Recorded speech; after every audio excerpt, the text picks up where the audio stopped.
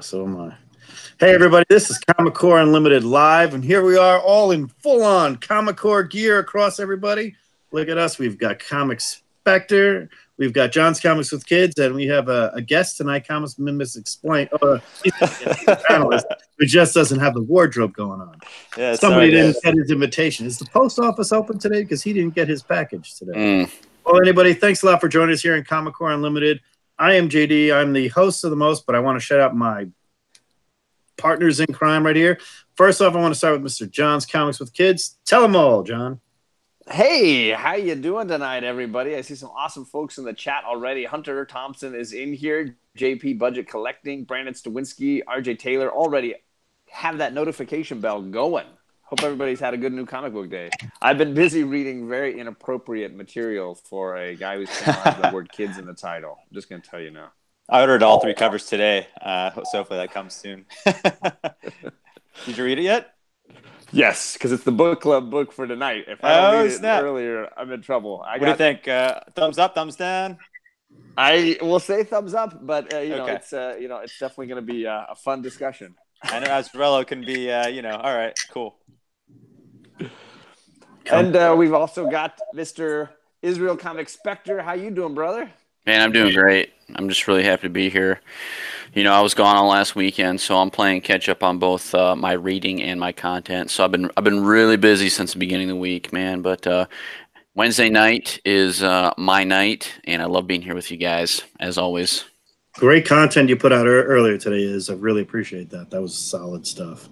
Thanks, man. It's not about me. It's about the community. So that's what it's for. Very good.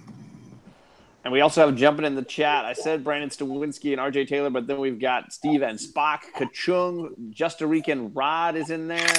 Let's see, DK Comics and Cosplay. Looks like some awesome. And then, of course, us. I see all of us in there as well. And then, did you say hello to Jason? He's wearing a Mr. Miracle shirt, which I will say is at least not a full step down. It's like a half a step down. There you go. I'll take that. That's fine with me. How you doing? He has ordered shirts. I know he's ordered shirts. He told us he has ordered the uniform. Mm-hmm. Yeah, it'll come one day. Drink the Kool-Aid. You got to drink the Kool-Aid, man. I just finished reading Carnage, Cult of Carnage. So one of us. One of us. Hey, dude, I was just super excited to see John Jameson front and center in a comic book again. Yeah, that was cool. Yes, he was back. Man Wolf, man. Yeah, dude. I didn't expect it to be like 30 pages, though. I had lost track of time. Then I was like, oh, shit. I just decided to jump in. I was like, oh, no. But, yeah, I'm glad I made it just in time. But, yeah, I was catching up with, reading from last week most of the day. And then I started this week's. So I didn't get too far, but got to read, New Detective Comics. That was badass. And trying to think what else I read. But, yeah, read a lot of good stuff today. Okay, this is a little... obviously, you said hello, JD, to start. How you doing, man? I'm doing pretty good. I'm been reading, kind of organizing. We had the show last night with TJ Watson and DS Comics that I loved. Again, one of my favorite show outside of the core. I do is Stranger Things. It's actually the only scheduled show I do on my channel. And it's after last night we experimented. We got a few more ideas. But it was a great time. I have a lot of organizing to redo because I took out a lot of Golden Age stuff. Got to put that stuff away. Sunlight does come in every once in a while, so I got to avoid that. But just been really good, really busy, setting up some stuff for us as a group in the future, and working on a lot. To be honest, work has been work, but this work has been a lot more fun. So having fun. And I did read a few. I did not read the one that you guys are reading tonight. It is on my pull list, which I did not pick up today, but I will watch. No spoilers. I'll get to it later, but I'm sure you'll be proud that I got to this one yesterday. Don't you love it? It's so underrated. Sam's Tangled Web, Comic Books NYC, Bake the Snake. Thank you all for joining. Who Dat is in the room there. Thank you guys. Just a Rican. Yeah, Rod's in there. I'm going to be on Rod's Coast to Coast this weekend with. He's such a great guy to be on a show with. God, he makes the girls. The girls are going to be there. So actually, I think the girls are invited and not you, from what I've been told. That's I'm the babysitter. Mostly for Jeffrey. One thing, Jason, reach out to me after this. Our local vinyl shop is closing. Oh, snap. Oh, no. That's terrible. It's one of the most legendary ones in the country. Homer's. Okay. It's been around since the 70s. Another one across the street has already decided to pack up and move stuff over. And so they contacted me and says, anybody who wants the stuff, it says, I got a guy. So okay, cool. If you're interested, just we'll talk after offline. Yeah. Sorry, I'll stop in the chat and right now, but you want to look back. And I missed TJ as well. Army of Darkness. So today we got a little bit of some different things. None of us, as far as I'm aware, were at a con this last weekend. So the con news is going to be a little lighter this week, but there were so many things exciting for movies going on this last weekend. We thought we would have our resident movie critic is going to be Jason this week, who is the only one of us, I think, that actually got around to seeing Shazam. Man, I thought it was really good. It might be the best DC movie, so far in recent years. I really enjoyed Wonder Woman as well, though. It's just really hard to talk about it without spoiling things, and there's so much cool things that happen that I want to talk about, but man, I really want you guys to experience it for yourself. A lot of cool appearances that I didn't think I'd see. But overall the acting was good. My only gripe with it, I would say, is probably Zachary Levi's acting. The kid who played Billy Batson was fantastic. He had some good range of emotions. But then when it turns into Shazam, Zachary Levi is always like, oh, hey, I'm a kid now. And it's like totally acts different personality wise than how the kid would have acted as turned into Shazam. And he's like, lick my balls. And, hey, man, he just kind of acts how a kid thinks a kid would act. Right? Yeah, I guess, So I don't know. There are so much better adult kid actors than they are. Yeah. The kids were amazing. The kids were so great. I think the star, probably my favorite character in the whole entire movie might be, was it Darla? Is the little girl with the glasses? Man, she was great. But great movie, and I recommend it. And John, you saw Aquaman, right? Yeah. So I am notoriously behind on movies that I don't feel like a huge passion for. I generally wait until they're very free. So I saw the trailers for Aquaman. I saw Justice League, and I was like, you know what? I don't feel the urge. And it was the same with Solo. I saw both of those this week. I had not seen them up till now. And I'm happy that I didn't drop money for either one. It's funny. You were talking about Zachary Levi. I felt from the trailers, he looked great. For me, in Aquaman, JD dropped this amazing in the Comic Card Unlimited chat. He dropped this great split screen of Momoa and is it Rob Schneider from 50 First Dates? Yeah. It's so funny. And I couldn't help but just fully connect to that graphic.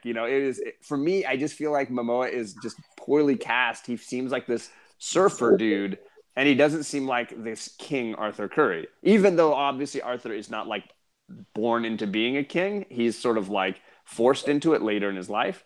I just feel like Momoa doesn't capture the sort of majesty of that character for me.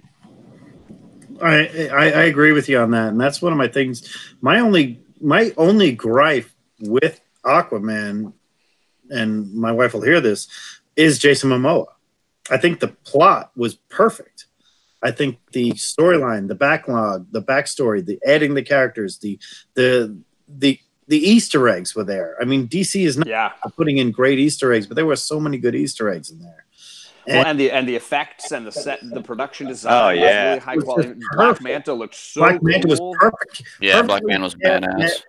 How Black Manta was and how the voice. The voice reminded me of the Legion of Doom from Super Friends back in the day. Everything was there, except the Momoa character himself. And I understand that he's the eye candy and everything else. I just didn't. And he was the one reason about Aquaman that I look back and I'm like, of all the people, he was. I'm not saying it was. I hate saying miscast because I didn't think he was miscast in the movie. What was it? Batman. The the Batman Superman Justice League movie. Justice League, yeah. I just thought the whole movie was just crap. So Yeah, it was a mess. Well, I think for me, it's like he's always dropping the line "awesome" or he's jumping and going like, "Woo!" He's a surfer. He's a surfer. He just doesn't seem Arthur like Curry is Aquaman. supposed to be from Now- Alaska. It's supposed to be this. Yeah. You know. That's And a- Bake the Steak makes the point that Momoa is the function of him as the actor is that he draws a larger audience and that he connects Aquaman to a bigger audience. I mean, my sister knew all about the Aquaman movie, and she doesn't care anything for comic book movies. She knew all about it because of him. But I do respect that decision. Exactly. My biggest point about Aquaman, JP Budget Collecting said it perfectly. It was a fun movie to watch. If we watch it away from our comic brains that we have and just watch it as for what its intent was, is to appeal to a wider audience than us that know Aquaman did this, Arthur Curry did this, and this appearance was this, and this is that. It was a good movie. It was a good movie. Kind of like a Christopher Nolan Batman. Kind of broke up the chains and everything else, didn't follow the guidelines, but at the same point in time, we enjoyed the film. As far as a comic book movie, though, if you want to say it didn't adhere to what we wanted, this was not what we were waiting to see, that's where DC failed, and it had to do with the actor himself. Everything. Yeah.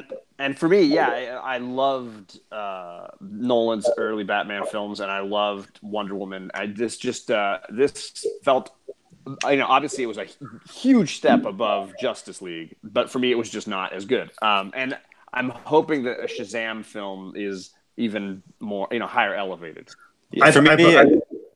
Yeah, for me, like my biggest gripe, as Bake the Snake also brought up, which I was going to bring up, was the soundtrack. I hated the soundtrack so much. It took like a lot out of the movie for me, especially when it got to like the Africa scene. As soon as like they reached Africa, for me, like the movie tanked.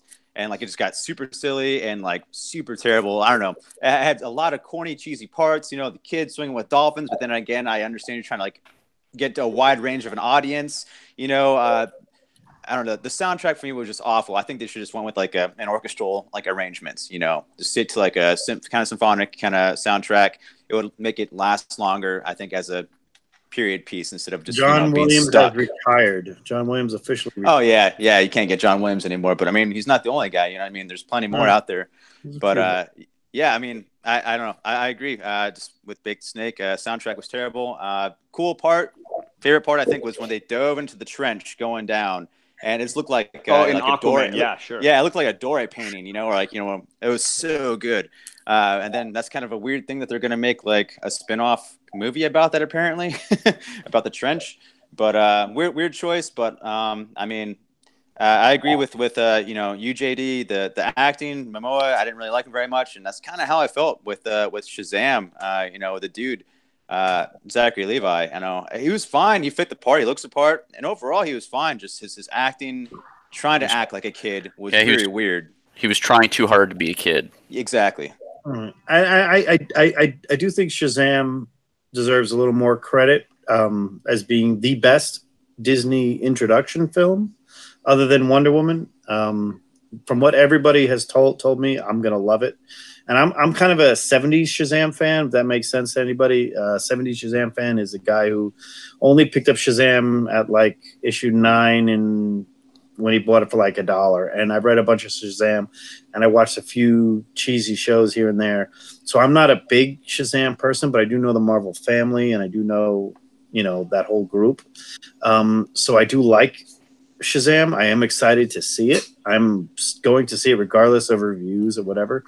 But the biggest thing seems to be lot of love for it. I see Kat Ren is saying Shazam is good, and it is good. Legend, thank you for coming by. Great legends in the chat.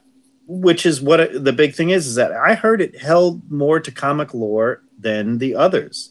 It's the one book that they held to comic lore more than, including Wonder Woman, all of them. Well, Wonder Woman held to 0 comic lore. I mean, if you take Wonder Woman from Golden Age versus Silver Age.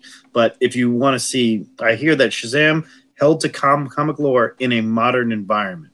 And it's kind of hard to understand, but a kid in the 50s getting the power versus a kid in the 2000s getting the power has got to be way different, or whatever we're in, whatever millennial we're in.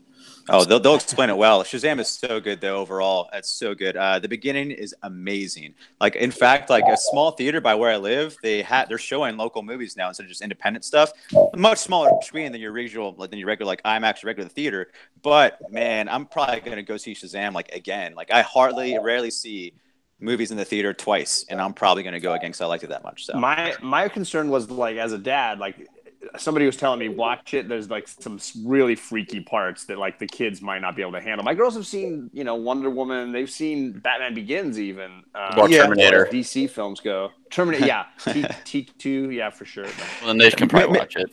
Maybe like the monsters, the seven deadly sins. They look a little scary. It might scare them a little bit. If I don't know, I'd be more concerned about some of the cussing and stuff. So the language, it's not like full on blown potty mouth stuff, but I mean, it's more rudeness line. My girls have listened to the full Hamilton soundtrack. They're good. All right. They know the words by now. It's a matter of can they control their usage. I'm so regretting those days. Now I get excited when my son says a word, and I look at my daughter. I said, "Did you really say that?" So anyway, that's great, and I really appreciate the movie reviews, and the comments in the chat have been fantastic, and I want to shout out to the chat again. All you guys' help on telling us about the movies for those of us that didn't see it makes us understand why some of us are going to go see it this weekend. I personally am guaranteed to see it this weekend. I'm excited to see Shazam or the real Captain Marvel. For all you Fawcett Golden Age people out there. I enjoyed it more than Captain Marvel, hands down. I mean, you guys know how I feel about Captain Marvel. So. Again, Captain Marvel messed with the brand. It's the first time in MCU I went back and I said, "What did you just do?" What if I told you? No, it wasn't good. But they matrixed me. I took the blue pill that time. But I still liked Captain Marvel, but I want to see Shazam very much so. And Comic Core Chad's throwing out a lot of love for Shazam as well, that he saw it and he really enjoyed it. There's a lot of great Comic Core Squad A, if you will, the small that are in the chat right now. So thanks for supporting us. Sam's Tangled Web's in there. The Comic Sam is also in there. So let's jump through on what people are reading. Anything that people have really been enjoying and taking the time to read the last week or so. So JD, is there something you've been enjoying? Actually, as weird as it may sound, yes, and it's modern stuff. And I put up on all the War of Realms and all the War of Realms. I didn't bring it out because I've been, like I said last night, I was doing the Golden Age stuff. But I decided to read all the introductions to the War Realms. Yes, I read a bunch of Silver Age stuff too. But I'm going to say that War of the Realms is the first book, the first series since I can remember. Like, I'm not going to say it's 1984 waiting to go out and get the next issue of Secret War because I'm not there yet. What I am at a point where I've been intrigued so much by the surprises. And it isn't one of those where you have to buy. Contrary to popular belief, you do not have to read and buy every single one of the pre-issues to understand what's going on. 3 issues I recommend. This is just my opinion. Avengers 7, Avengers 13, the one where Conan appears at the end. Spoiler alert. Definitely read a Venom up to, but you don't have to read all the Venom. Just read a Venom up to 11, and you'll be fine. And read this is just, and I'm not a big fan of the book, and I didn't read any of the previous ones, but it was recommended to me by Jason to read it. Definitely read the Thor, but read a 1 or 2 of the Fantastic Four run, and that will tell you exactly where everything goes. Because now, in this War of Realms world, things are changing that are probably they are putting things in that are going to change Marvel forever. And it's not one of those things where, we're just going to redo this thing in 6 months. I don't think that's going to be the case, because what they're doing is in a good way. They're bringing things back. And honestly, I'm just saying it right now, they're bringing things back to the 60s and 70s and the 80s. They really are. Oh man, that's good. They really are bringing things back. They have condensed anything that you thought was going crazy in your head when you were buying Marvel books, saying, "Why are you telling me this about Captain Marvel or Captain America?" Or they're not doing that in War of the Realms. It's Jason Aaron saying, "I never wrote Daredevil before. Now I get a chance to." And the Daredevil one shot's coming out soon. I can't wait for that. The one shot for Daredevil is the one book that I'm freaking out about, because I never thought Daredevil as that guy, but he could be. For what it's worth, the way the books are going, the way War of the Realms is gone, Cosmic Daredevil. it's a little different than it's not anything more than what if I'm just going to say it out here. War of the Realms, spoilers. What if the worst of Thor's villains met the worst of Avengers villains, met the worst of whatever you think about the MCU? And they got together and went bowling and decided, oh, we can take down this guy first, and then this one, and then this one, and then this one. And it's a precision attack by the villains that's being thwarted by one or two heroes that are not really part of any group. Did that occur inside the War of the Realms Journey into Mystery that came out today? The Journey into that's the Dennis Hopeless one? I'm not sure. It just came out today. I did not get around to reading it. I know it's a Journey 5-part series. In the Journey, the old one, it's the island of Krakoa plays into what's going on. Yes. Okay. And again, I will probably have to reread this over and over again. Like, I reread Original Sin over and again, hoping it would get better, and it never did. This is where I'm kind of thinking it has a chance. So anything War of the Realms is all I'm focused on right now. And I apologize for any new comic book days or anything else for a while. And it does take a while if you're talking 3 or 4 books a week. So yeah, I definitely want to read as many of them as I can as well.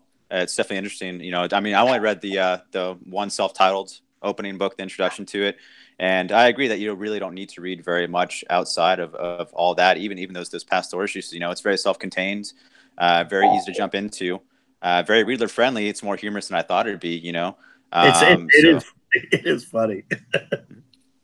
And great stuff happens too. Exciting beginning, exciting ending. So, you know, as long as you got that cliffhanger, keep me coming back, you know, it's all good. What have you been reading, Jason?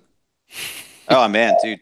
Today I caught up on a lot of stuff that I missed out from last week, and mostly last week. Like, I finally got to read Conan the Barbarian.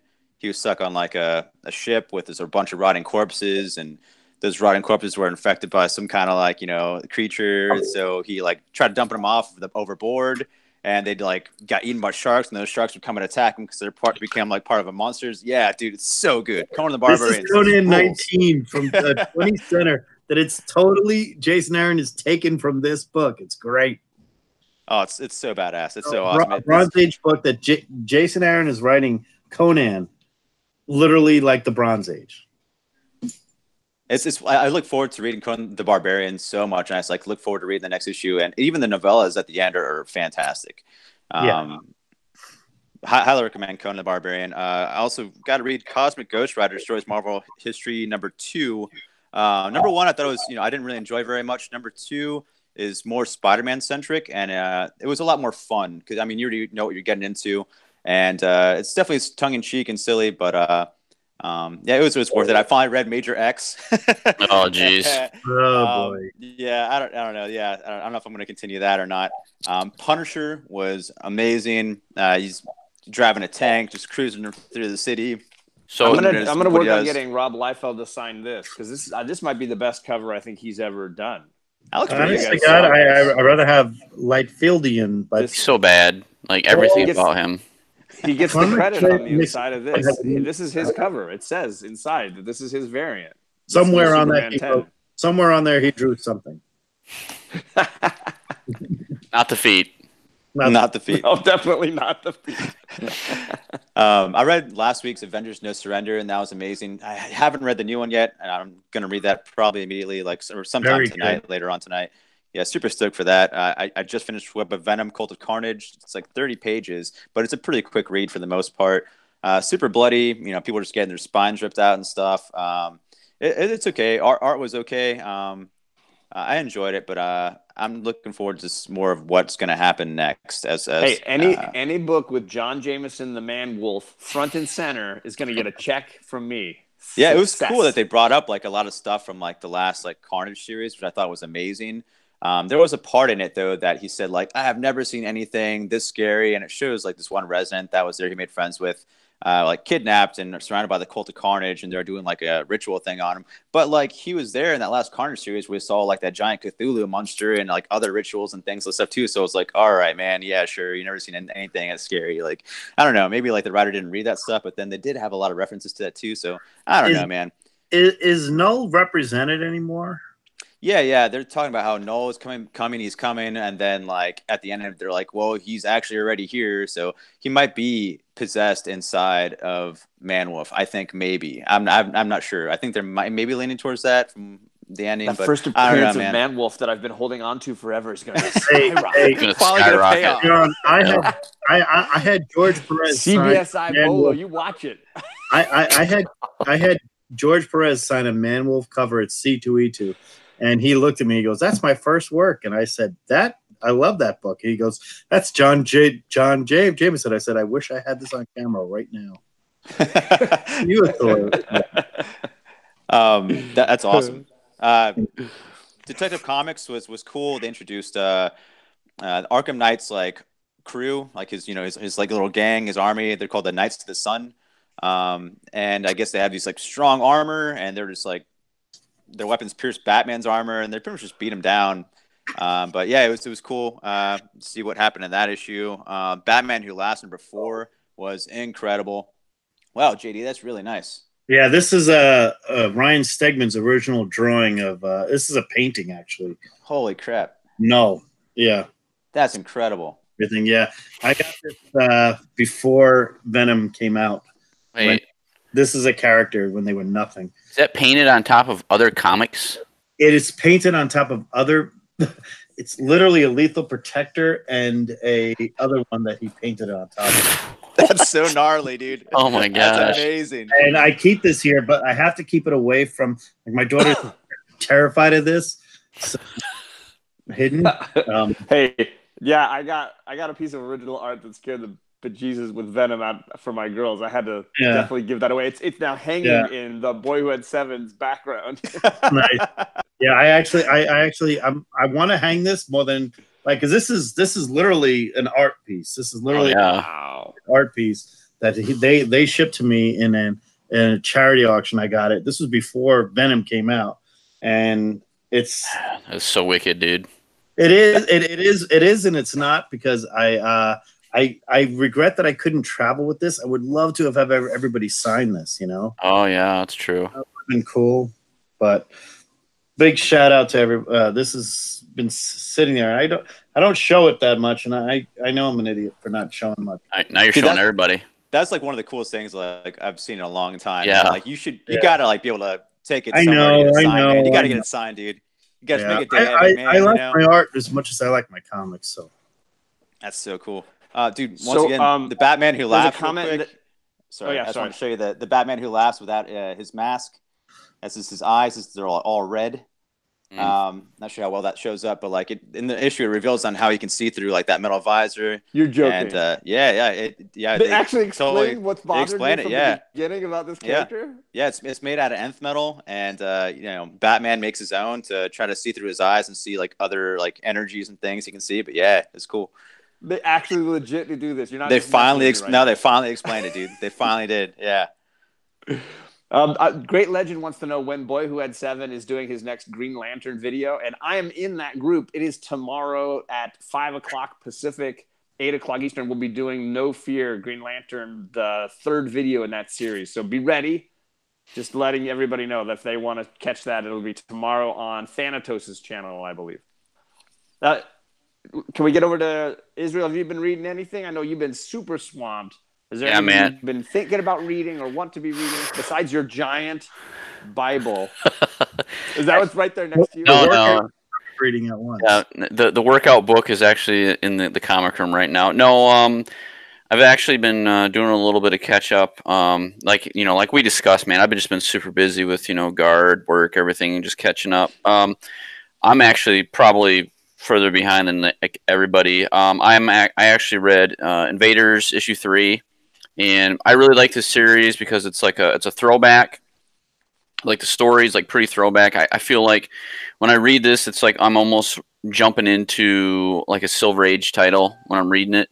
And it's a really good story. You know, it's you got Namor, who's like pretty much he's like threatening to wage war on like the entire world, and he's like building nuclear weapons, and I mean it's escalating, and I'm actually really liking the story. And it's of so course, good, man. It's so yeah. good. I look forward to reading that like whenever it comes out. It's amazing. And it takes place in like modern continuity too, where like they talk about the Justice League and like other things like that. But yeah, it's Invaders is awesome. And then I because everybody loves it, and I've actually been kind of lagging behind. I actually read Shazam issue 4, which was actually really good too. And Cool cover. yeah, it's a Jim Lee cover, which I didn't even know until I was like, oh, that's Jim Lee, sweet. But I really like the just the overall what's going on in the book. It was really cool to see like this land where there's like all these like creatures that are like sentient, and you know then there's like the island or whatever it is, and they have like adults working inside there as like slaves to like run the island. I was like, oh my god, this is so twisted, and it's a good book, like seriously. I think Shazam is in like my top like 3 books on DC out right now, man. It's so good. Like the art in it's amazing. The storyline is incredible. Oh, yeah. It's so good. Yeah, like when I first started with like issue number 1, I was very skeptical. I was like, because it was like, you know, it was the introductory issue, but I was like, oh, the whole family's gonna be doing this, and then I was like, are they gonna kind of like lose Shazam in it, and it's gonna be like just this huge spread story, and you know, there's not gonna be enough focus. I was worried about that, but as it's gone forward, man, it's really been coming together, and it's just a super solid story, and I'm really enjoying it. And then the last thing that I finally got caught up on, this is just like a fun read because it's just a little mini series, but it's the Hulkverines, and the artwork isn't that great, but man, the action is just crazy in it. I mean, it is what it is. I heard a few people tell me about how good that was. Yeah, they were really enjoying it. It is because I've read Weapon H and obviously Immortal Hulk. I'm way behind on Old Man Logan and then the new Wolverine returning.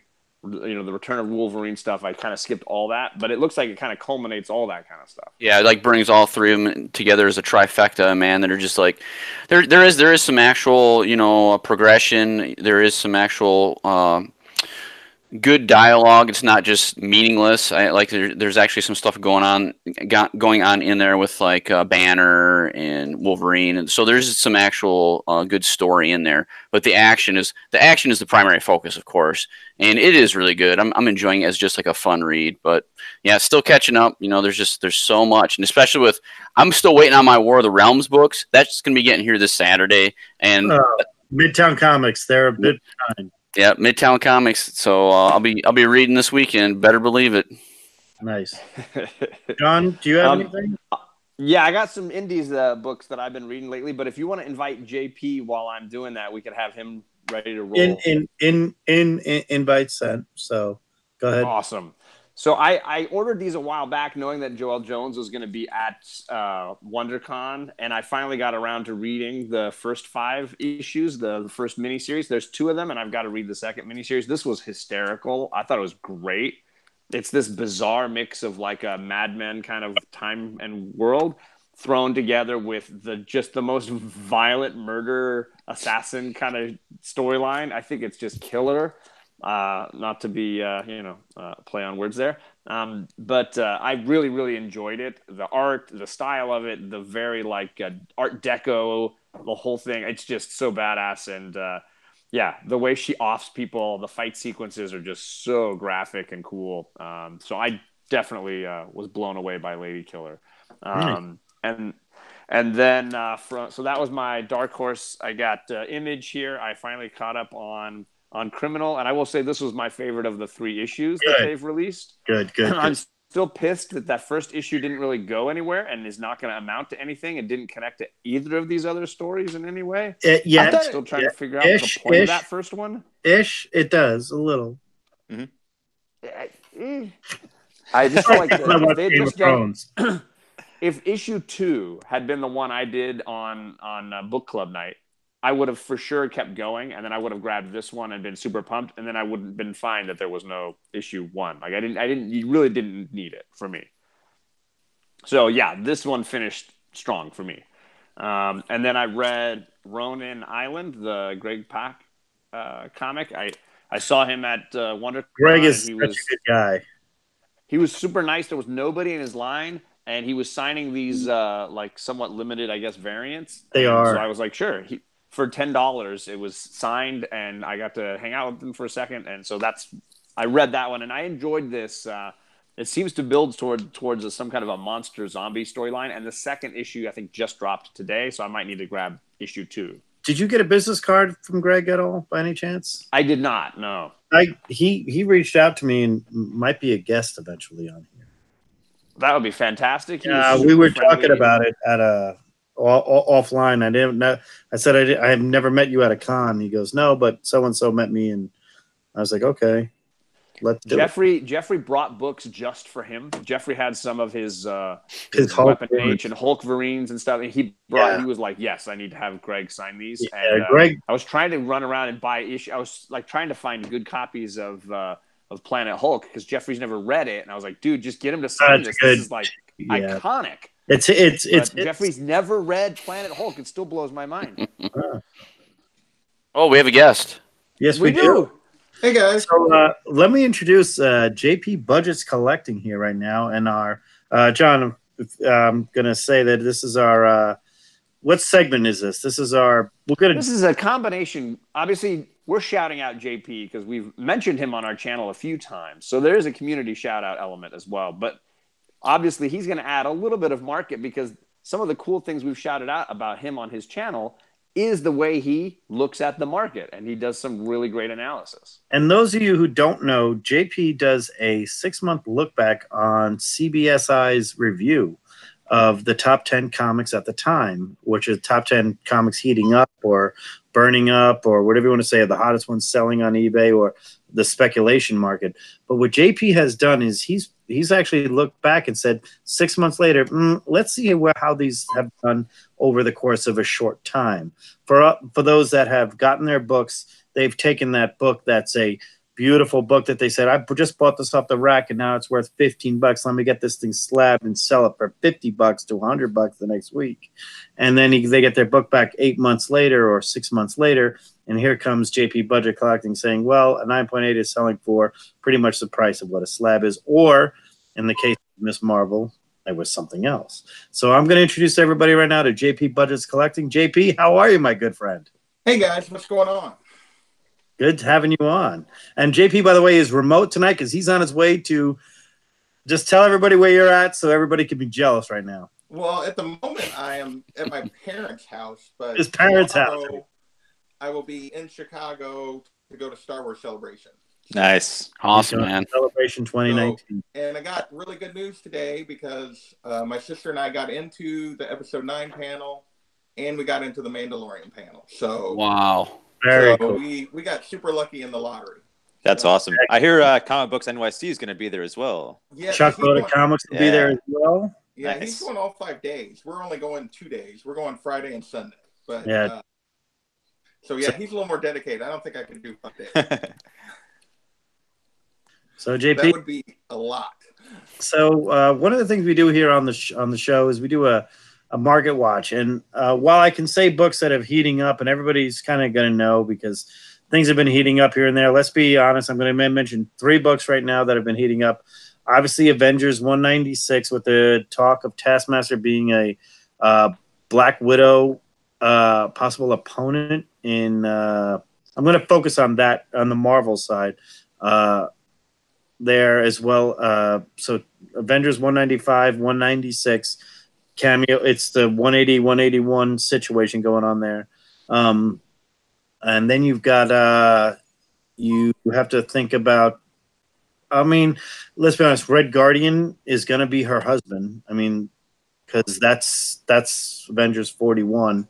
That's another one. Another book that I've heard that's been heating up is is, and I'm probably mistaken on this, and if anybody DC reference knows, is there's a the Deceased that's coming out.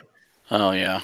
It's kind of like I kind of consider it the Zombies, but maybe I'm wrong. But the Deceased, there is a whole arc coming in with Deceased with DC that's being started, but it started in Birds of Prey. Is that right? Or Dark Metal or something? I don't know.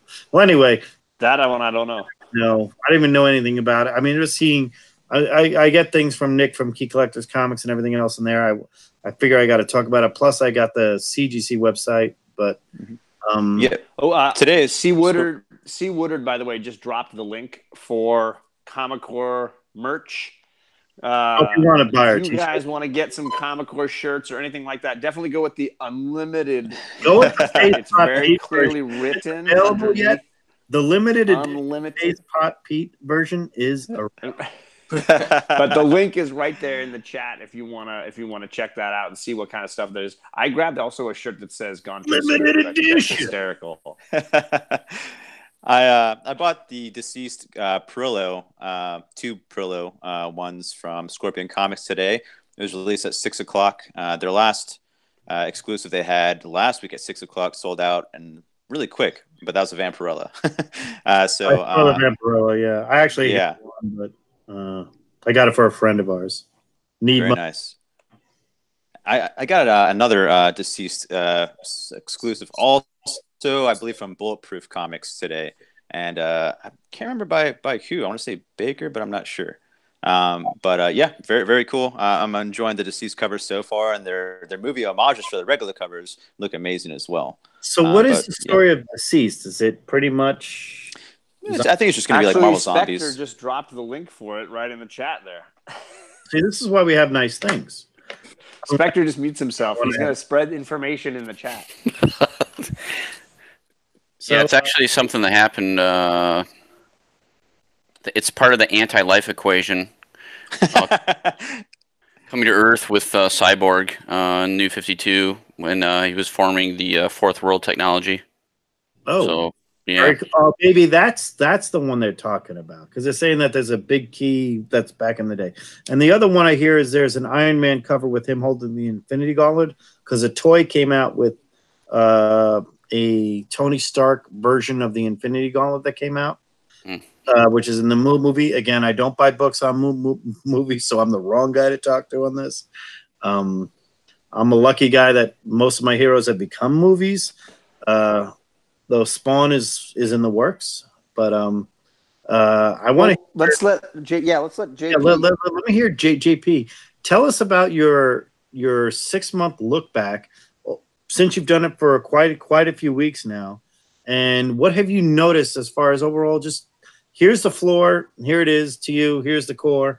Okay.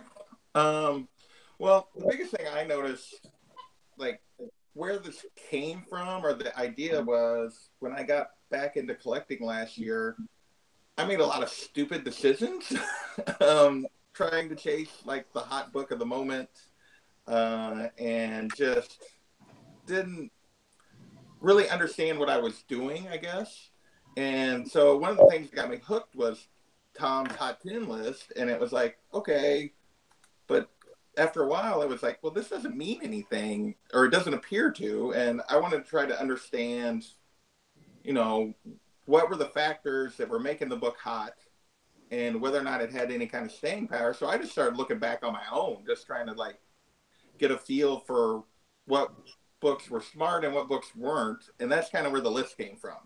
And so I picked 6 months kind of arbitrarily. I figured it was long enough that whatever made the book hot was no longer in the news, but not so long that maybe it wasn't relevant anymore. So that's kind of where the list came from.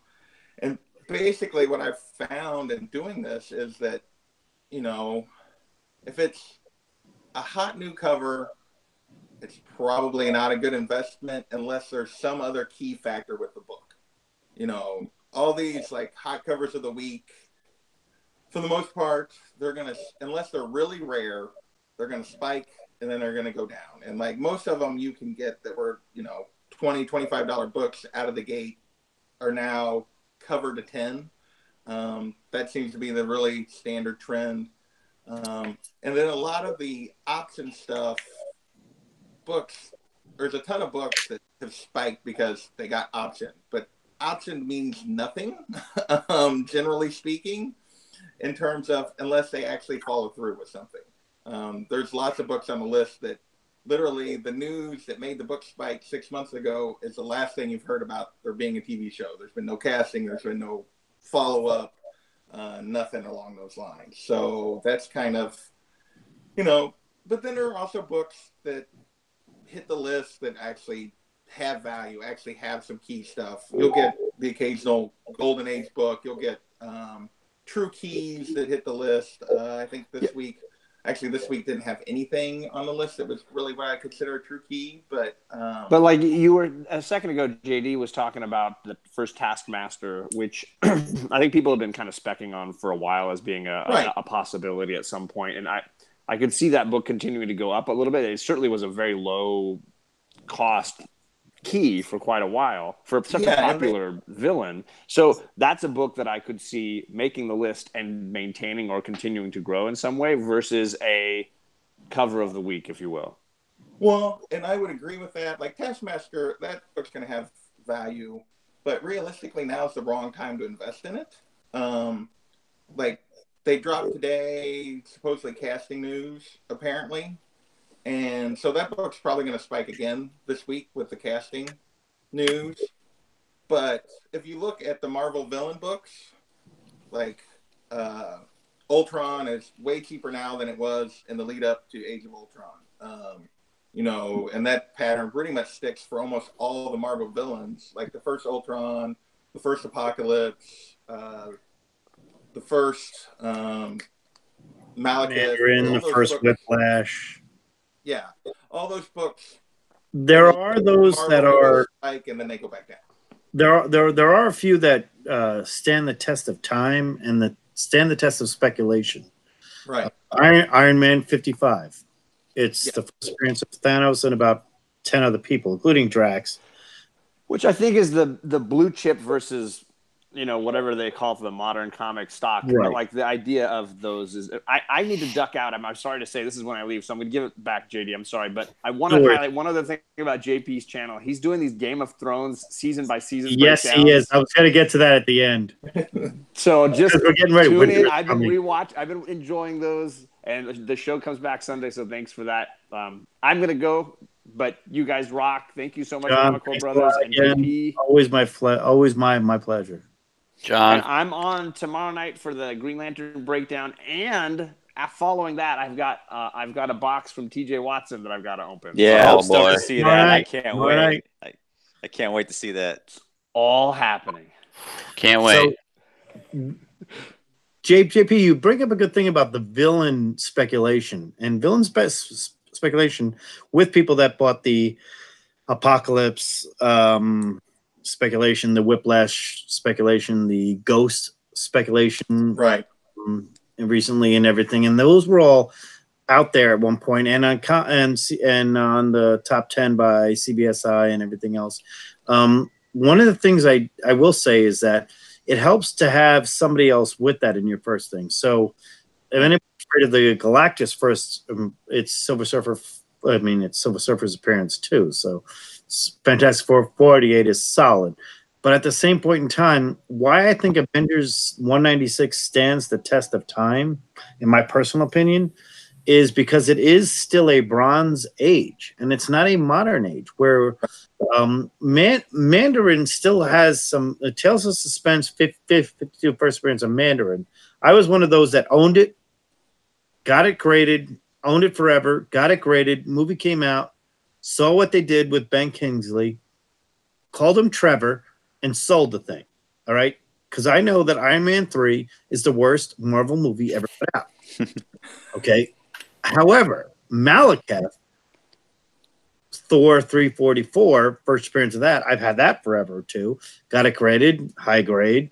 I kept it. And the reason why is Malekith means more to me because it's a Thor book, obviously. But if you want to know the absolute honest to God truth is JP's 100% right. Buying a book based on the opponent of the heroes, if you don't know, is what Marvel has done is they've killed those sons of bitches off. Yep, right away. They killed them off, with exception of Loki and Thanos. Right. And you can't kill off Galactus.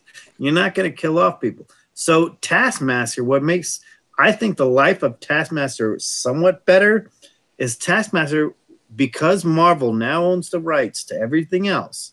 Taskmaster doesn't have one enemy or one single person. Oh, I'm Taskmaster's biggest. Taskmaster's biggest foe is who fights the best, which has always been Black Widow, yes. Captain America, absolutely. Taskmaster fights Thor. Deadpool, Punisher. Yeah. Deadpool, Punisher, everybody. Mm-hmm. Why I think 196 is first of all, it's an Avengers title. It's not a random title. Well, not that a lot of them are random, but there's runs where you get like 100 books in a run, but one of them's worth something. In Avengers, you're at 196. 200 is a good cover.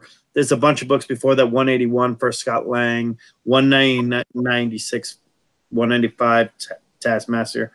What Taskmaster can do is he is a he's not really.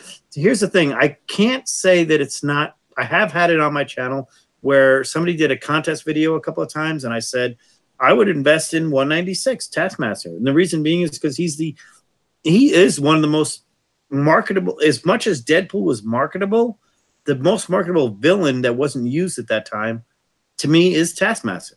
He's cool looking. He does his own thing. And I own the toy. I love Taskmaster also. I have 196 too, by the way. Always wanted it. Always wanted the first appearance. And then when I heard that he's going to be in Black Widow, I was like, God damn it. Like, now I'm going to own it until like 10 years from now. It's such a great George Perez cover. It's such a great George Perez cover and everything. Yeah. But I big shout out to Paul, Midwest Comic Man, who is pressing my 196. I actually had a press once before, and he's pressing it again. So, Paul, be gentle, but love him. That figure rules, by the way. That's so cool. That's cool. So, and I do think I should clarify that statement that I made, about the villains not being worth anything. I think the biggest thing is they're not going to maintain where they're at running up to the movie. You're 100% correct on that. It's, there's a book. That's a book that's going to have long-term value. I mean, Ultron has long-term value, just not what you see in the run-up to the movies. So it's a Silver Age Avengers, yeah. Right. And the biggest pattern I've seen, unless it's truly like a book that's, a really big key, like when 181 hits the list or something like that, is most of the time it's just be patient. Something has caused the book to spike and make that list. And realize that list is, for the most part, one guy's opinion of what's hot, and he's doing research to see what's hot, but it's one guy's opinion. So, but it's but usually that causes the books to spike. But if you don't have the book when it hits the list, that is the wrong time to try to go get it. Patience is your virtue, and that's the biggest thing that I've learned from doing the look back. Is the more patient you can be with a book, it's probably going to come back to you at least somewhat. Maybe not all the way back to where it was before Spike, but it's going to come back some. I think that's a great comment there. Be patient with it, because I know that with Avengers 55, the first appearance of Ultron, or considered to be the most valuable appearance of Ultron, I say it's a keep and hold. I mean, first of all, it's a Silver to Bronze Age Avengers book, so that alone, it's a keep and hold. But if you were looking to send your kids to college based on the fact that you bought it at $55 in a good condition, and you got it slabbed and you got a 4.0, and now it's worth maybe 75 to 100, don't blame the comic book industry or anything else like that, or the hype. It just happens the fact that Ultron is a good character. It's a character that has a longevity, but maybe not in the movies. Movies are built on, like, Darth Vader is literally only in a few books, but his longevity is there forever. Ultron doesn't have that. I mean, Thanos does, but that's just what I'm going Yeah. to say about it. But if you listen to what JP is saying, he's 100% correct. If you buy a book because of a book from 2002, all of a sudden has a villain in it for the first appearance, and somebody says, "Hey man, buy this book, it's a hot book," and he shows you a nice picture overhead and says, "This is the hot book of the day," and you spend $55 on that book, and the next day or the next week, the next month, that book is worth $6.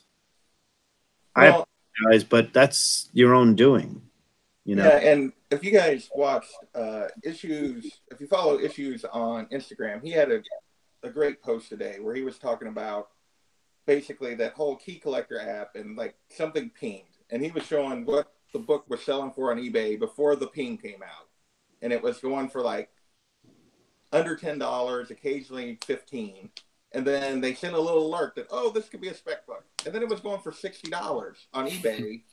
Like 30 minutes after this, you got an alert on your phone that something might be hot for this book. Why are you spending $60 on a book that you didn't care about 5 minutes ago? Exactly.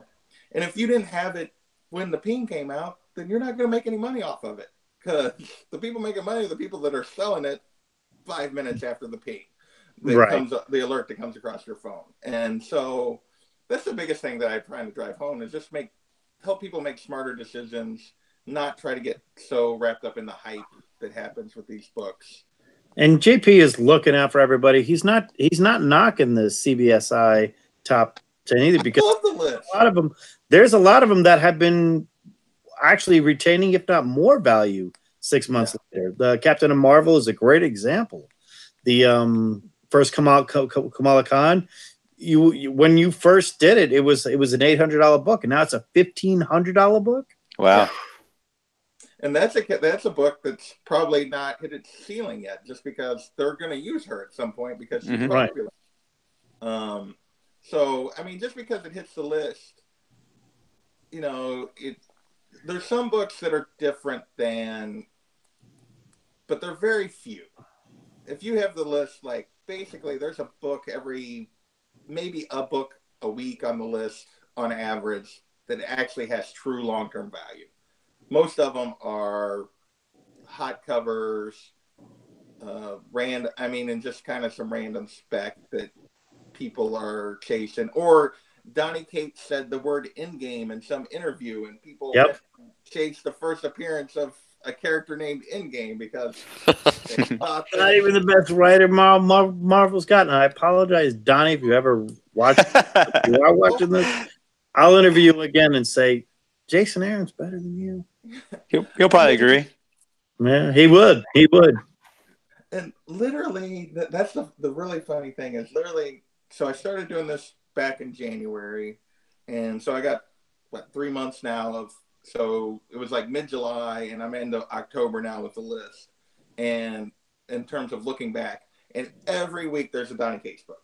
Every week there's something, he said something, or there's some random statement. And most of those books haven't held their value because they're just something he said off the cuff and people latched on and went crazy over. Which is just, I don't know. It's really like enlightened me to the fact that chasing spec to a certain degree is A, not for me, and B, but once it hits the list, you're too late. That's when you need to wait for the most part. And now maybe if you find it in the dollar bin, that's fine. But there was a couple books I found that hit the list back in the fall. Like I went to my LCS, they were in the back issue bin. I picked them up for a cover. I was like, oh, and I tried to put them on eBay, and you couldn't get close to the number already because eBay had flooded with them because they were hot. And I didn't even sell them. I was like, well, I picked these up for no reason because I didn't even really want them. I picked them up to I was like, oh, I'll get rid of them and make a little money. And yeah, that didn't work because I could have made a little bit, but not near what they were going for before they hit the list because there were 85 copies suddenly on eBay. Yeah, that's exactly the way it happened. I want a big shout out to the chat right now. David SMNC. I love the fact what he put there. Top 10 list is awesome, but too late if you don't have that book. What a great comment. Great job. C. Woodard. Carson, always my pleasure to have you in us. Representing the Comic Corps. Bear Island, always one of our favorite people out there. The Great Legend is still here. Comics Explained is in the chat. Sorry. Brandon Stalinsky, Bake the Snake. I mean, I just want to R.J. Taylor. Thank you very much. One of the things I wanted to bring up about your channel was you do this slight little Game of Thrones thing going on. And we're running a little bit late, but let's just do this Game of Thrones recap. Let's be honest. Winter is coming. Winter's here. We saw some shit happen. I can say shit once in a while. It happened after, if anybody doesn't know, spoiler alerts, stuff's going down in Winterfell as well as Westeros as a whole. So your Game of Thrones recap is very popular right now. So let's talk about it. Well, it's funny. It's like it has a core group of people that watch it, but actually it's some of my most smallest views in terms of my videos that we do, because Mr. Miracle and I were debating with the new whether or not we were going to keep going through the old seasons with the new episodes starting this weekend or not, because we've just fallen behind. I started it way too late. So we're debating on whether or not we'll keep going through all the seasons. We got through season 3. And then just with me going to cons and some other stuff, I fell behind in my watching. We had a good time at the condo, didn't we? Oh, yes, I did. And I'm going to have a good time this weekend too. So, and that just came from, I decided to do that. And Dave decided to join me just because we were both big Game of Thrones fans. I was going to try to rewatch it. At this point, I'm going to try to get through all of it before the finale as opposed to the season premiere. Because I think when I started watching it, I had to watch over 2 episodes a day in order to get there before it ended, before the premiere came out. So it's just something I enjoy. It is fun to look back and see just how much is there. Because there's things that happen in like the 2nd and 3rd episode of a season that would be finales for most shows. And it's just, there's so much density to that story. It's a story I really love. The fantasy side of things is something I really enjoy as a story and that kind of stuff. So it's just something I really enjoy. I don't know how many of them we'll continue to do. Like I said, it's been fairly low watched, but the people that do watch it really love it. So it's kind of one of those things we've debated on how much we want to keep doing it, because it is a lot of work to kind of think about and get all the episodes watched in a timely manner. So it is one of those episodes that I actually had my wife watching, a few people that wanted to catch up on Game of Thrones. And for any of you Game of Thrones fans and Jim Starlin fans, Thanos fans and whatnot, their first works are together. They first worked on a book called Dr. Weird. This is JD's dropping knowledge right now. Dr. Weird #1, 1970, which is a book. If you all bid against me on eBay, I'm going to get a little ticket on one. But Jim Starlin and George Perez and George R.R. Martin. Well, George R.R. Martin's first actually published work is in Avengers 12 as he wrote a letter to Marvel. George R.R. Martin, who wrote Game of Thrones, Song of Fire and Ice, wrote it in there, and he wrote a letter. Eventually, Jim Starlin and him got together in Austin, Texas, and did an independent book called Dr. Weird. And Dr. Weird #1 is the first work of those two guys together. So think about this. This April, everybody, Thanos has snapped his fingers, and he's coming back in April. And George R. R. Martin is ending the Fire and Ice at the same time. Two guys that wrote together have come together for us in the comic community. We're here at the Comic Corps. I want everybody to give a nice sign off right now. I want Comic Spectre. I apologize. Tell us a little bit more. Sorry. Me? You want me to talk? Oh, okay. Sorry. Or JP? You want JP to talk some more? We'll get to him at the end. We'll give him the sign off. Oh, okay. In closing, I guess, man, it's just been super crazy ever since C2E2, man. It's been completely out of control. I'm finally just getting back to normal. And of course, last weekend I was gone all weekend for the guard, right? And so now I'm back, and just with the channel and everything, finally getting some content out. I know that you saw that earlier, and I'm just trying to push more out to the community because there's just so much going on out there, and I'm just trying to give back what I can when I can. So I'll have more stuff coming this week and over the weekend, and I think that I'm expecting some big boxes coming in Friday in the mail. So I'll be doing a live unboxing for those because I think there's going to be some Stan Lee goodness in those, among other things. And of course, this weekend there is a huge charity auction Saturday evening. Big time White Whale Comics. Yes, that's right. It's going to be at 9:30 p.m. If you're not doing anything, make sure you guys are there for that. Thank you very much. I love you. Let's talk to Mr. Jason, Mr. Comics Misexplained. Hey, shout out to everyone in the chat tonight. We've had a good turnout, good homies in there coming in and out. Shout out to Gino, bought some cool Spider-Man hologram covers. Looking forward to getting those. This will be awesome. Shout out to The Boy Who Had Seven and Thanatos and their Green Lantern show. Shout out to White Whale Comics for the charity. Shout out to Seawood. There's going to be a Comic Core auction official on April 20th. And also, there's one more thing I wanted to say, and I don't remember. But, yeah, that's all for me. Had a good time tonight, as always. One of my favorite places to be in the world, hanging out with my homies. And I'll pass it back to you, JD. Oh, man. I really thank you guys, Israel and Jason, and thank you very much, Comics Misexplained, Comics Spectre. This has been an honor to bring everybody on to the show every once in a while. But every once in a while, we drop knowledge on everybody, and JP Budgets Collecting definitely drops some serious knowledge and serious advice to you guys if we want to get involved in the speculation market. Take it for what you want. This is just one guy's opinion, but it's a good one, and it's somebody who's looked back and done some research. And like I tell everybody, if you're going to get into the speculation game, research is everything. So I want to thank everybody for being on with us. Thank you, everybody in the chat, very much. Gino Bonino is Drew Manchu. Drew Manchu is here to love you. I'm gonna let Jason do me one favor here. Can you promote that show that you have coming up soon? Misexplained. Oh, my show coming up. Yes. Do I have a show coming up? Yeah, you do. Oh man, I don't know. I'm trying to think what show I have coming up. I don't know. I'm not sure, man. You do. You just haven't been told yet. That's what? Oh yeah. No. You have a new show.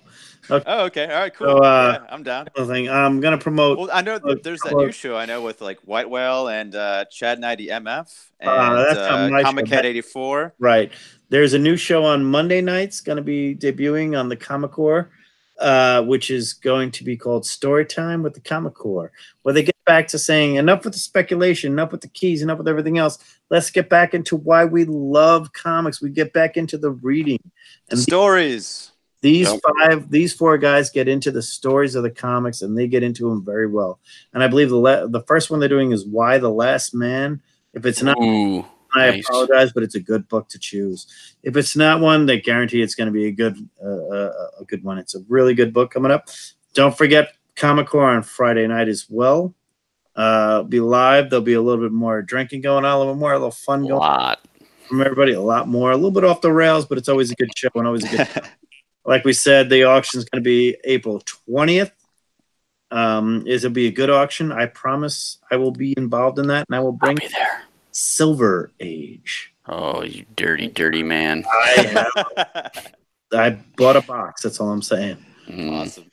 I'm parsing through, and I found some good stuff for everybody. As well as that, also the Comic Core is debuting on Tuesday next week, the first ever episode of Golden Guys.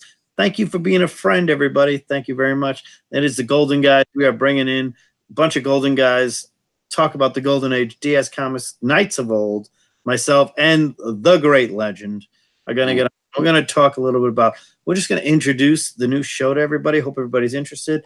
We're going to talk about research and what it's talking about getting into the Golden Age. For those of you that are mostly focusing on your Bronze and Silver Age, I'm going to tell you it's a little different world in the Golden Age, and don't get into the hype and don't buy into the hype. But we'll walk you into the Golden Age our way, which is saying, take it easy, take it slow, take it easy, take it your way. And let me get JP Budget Collecting to sign us off. Everybody, please sub him up. Let's get him to 220 so we can give away that lovely picture that isn't behind him tonight, but it will be on him on every show going forward. He has a lovely black cat he's given away by a wonderful Kevin McCoy. Kevin McCoy did the artwork on that. He's given away a wonderful piece of art for everybody. So, JP, take it away and sign us off. All right. Well, I just want to say first, just thank you guys for inviting me. This was great, Jason and Israel, JD, John. I really appreciate you guys giving me a few minutes tonight to kind of talk about my channel and stuff. The weekly top 10, if you guys are interested, always drops on Saturday mornings at noon Eastern. Right after John's Comics with Kids is when I've timed that to drop. I've already recorded this week's, even though since I'm going to be at Star Wars Celebration, so it's ready to go. So just if you guys are interested in kind of seeing what's going on. And with that, like I said, just thanks guys for inviting me on. I really appreciate it. Thank you very much, JP, for joining us. Sub him up. Let's get him to 220 real quick, and let's see who gets that prize. Thank you guys very much. Thank you everybody much for coming to the Comic Core Unlimited. Thank you.